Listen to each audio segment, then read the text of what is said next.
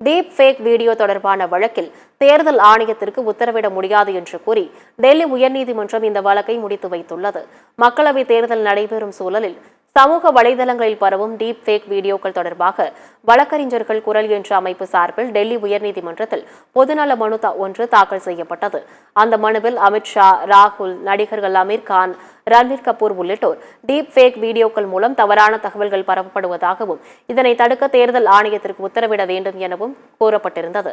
இந்த மனு நீதிபதிகள் மன்மோகன், மன்மீத் அரோரா அடங்கிய அமர்வில் விசாரணைக்கு வந்தது.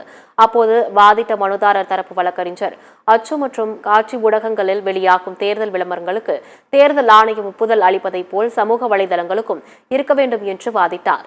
இதற்கு பதிலளித்த நீதிபதிகள் இந்த யோசனை பொருத்தமற்றது என்றும் தேர்தல் ஆணையத்தின் அதிகார வரம்பில் நீதிமன்றம் குறுக்கிடுவது சரியாக இருக்காது எனவும் இந்த விவகாரத்தை தேர்தல் ஆணையத்திடமே விட்டுவிடுகிறோம் என்றும் தெரிவித்தனர்.